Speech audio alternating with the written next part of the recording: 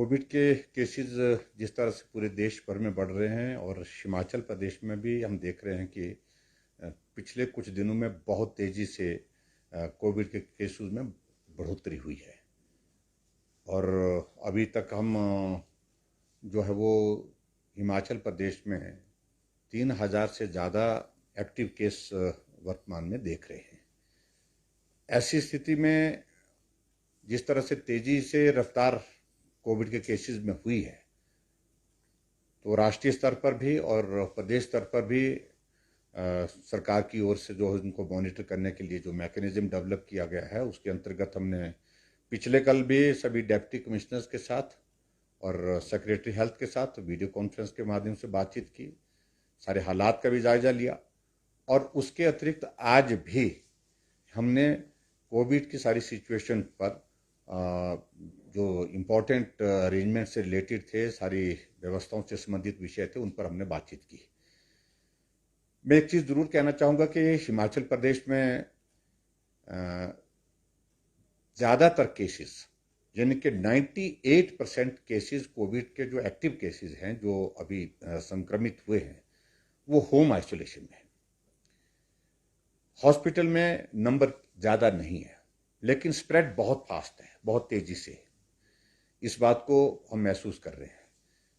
ऐसे में हमने सबसे बड़ी जो ज़रूरत महसूस हो रही है हमें, वो हो रही है कि जो होम आइसोलेशन में जो लोग संक्रमित हो करके अपना इलाज कर रहे हैं या अपना कोविड का अपना ख्याल रख रहे हैं, उन पर ठीक प्रकार से हमारी नज़र और उसके साथ निगरानी के साथ साथ में हम काम करें और उनके लिए जो हर संभव सहयोग जितना हम दे सकते हैं, मदद कर सकते हैं, उस पर मदद करें।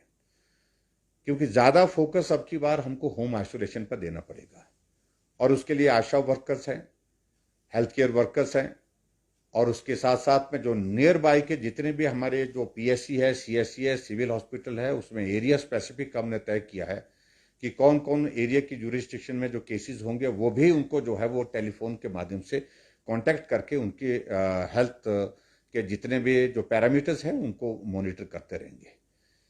एक हमने फिर से जो पिछली बार भी हमने कोविड के जो पिछला फेज था, सेकंड फेज था, जिसमें डेल्टा का जो वो वायरस था, अब की बार उसमें हालांकि चेंज लगता है, ऐसे भी कहा जा रहा है, लेकिन फिर भी उसके बावजूद हमने उस वक्त एक मैकेनिज्म डेवलप किया था। होम आइसोलेशन में जो लोग हैं उनको होम आइसोलेशन किट प्रोवाइड करवाई थी।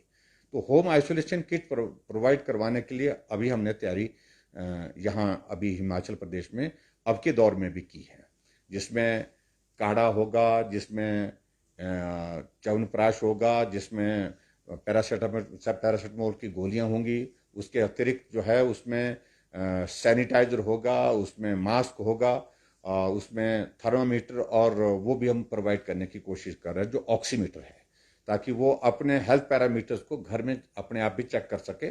और जब आशा वर्कर उनके घर में जा करके वहाँ पर चेक करने के लिए जाए, तो वो भी उसको चेक करने के लिए जो है उसमें उन सारी सुविधाओं का लाभ मिल सके। तो इस तरह से, और उसके बाद गाइडलाइंस भी उनको डिटेल में उसमें साथ में लिख करके दे रहे हैं। और उसके बाद एक कार्ड हमारी ओर से जाएगा जिसमें गेट वेल सून का एक संदेश भी होगा।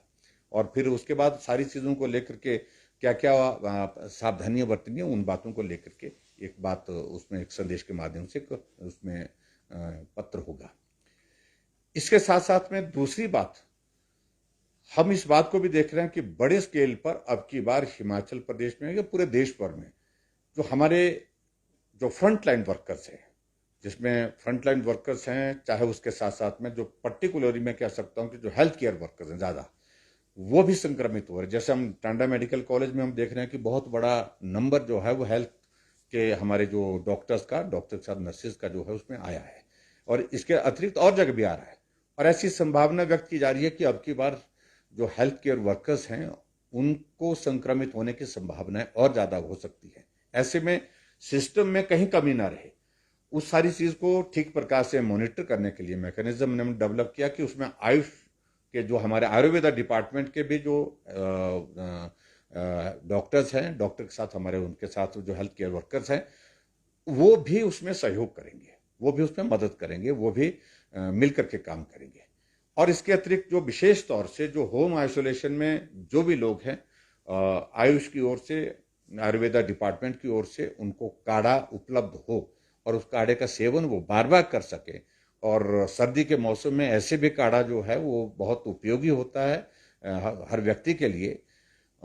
खासतौर से ऐसे सर्दी जुकाम में भी इसका सेवन किया जाता है, लेकिन कोविड के पेशेंट्स के लिए भी ये काढ़ा बहुत ज़्यादा लाभदायक है, ऐसा डॉक्टर्स का कहना है। इसलिए काढ़ा भी हम उपलब्ध करवाने की कोशिश कर रहे हैं और मेरा आग्रह भी है, जब तक सप्लाई होती है, जब तक ये सारी व्यवस्थाएं खड़ी होती हैं, अगर उसमें कभी थोड़ा सा समय भी लगता है, तब तक के लिए लोग अपने आप भी स्वयं भी काढ़े का इस्तेमाल करें, गर्म पानी बार बार पीते रहें। इसके लिए विशेष तौर से मेरा आपके माध्यम से आग्रह है, निवेदन है। सभी जो भी संक्रमित लोग हैं, और संक्रमित लोग अपना इस तरह से ख्याल रख सकते हैं अपने घर में रह करके।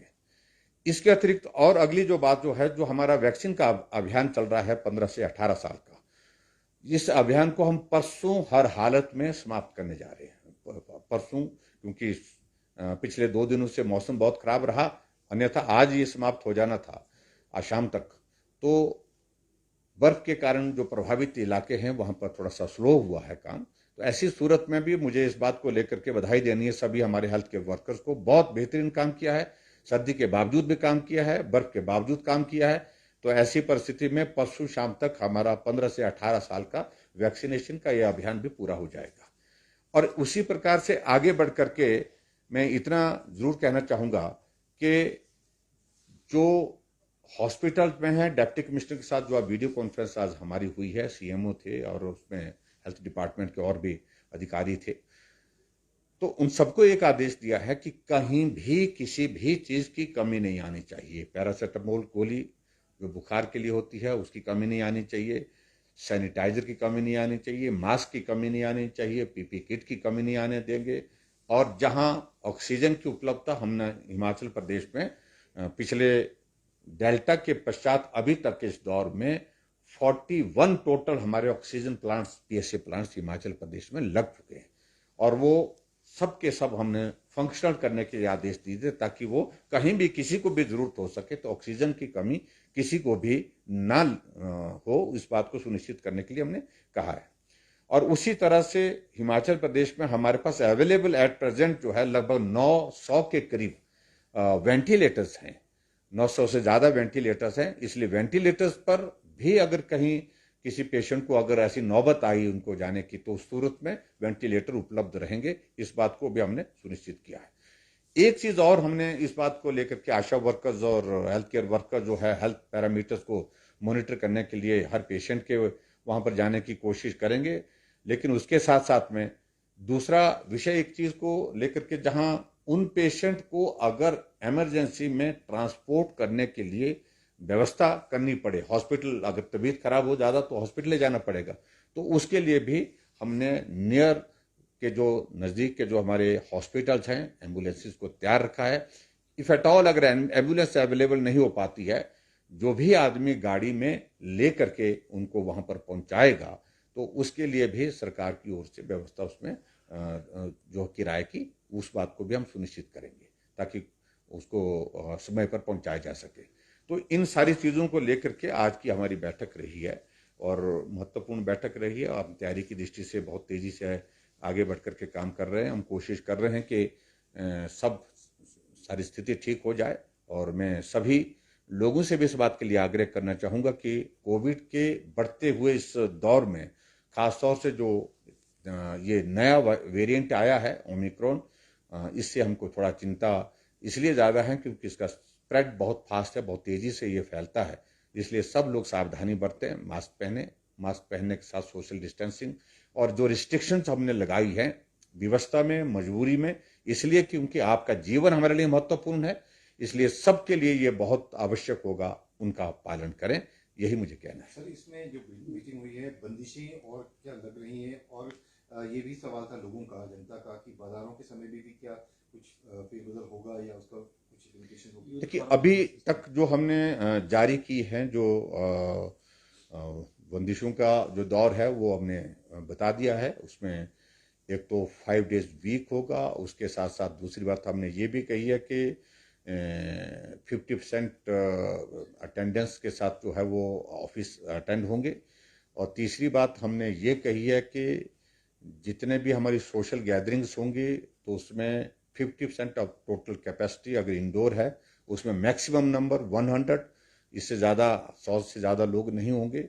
और ओपन स्पेस है तो उसमें भी 50% ऑफ द टोटल कैपेसिटी या फिर 200 मैक्सिमम उसमें, सॉरी 300 उसमें मैक्सिमम स्ट्रेंथ रखी है। तो ये एक तो ये रखा है। दूसरा, हमने जो मंदिरों में दर्शन के लिए अभी तक हमने खुला रखा है, लेकिन जगराते और भंडारे जो लंगर वगैरह जिसको बोलते हैं हम, वो अभी तक जो है उनको बंद करने की आवश्यकता महसूस हो रही है। पूरे सभी प्रदेशों में भी उसको बंद किया गया है।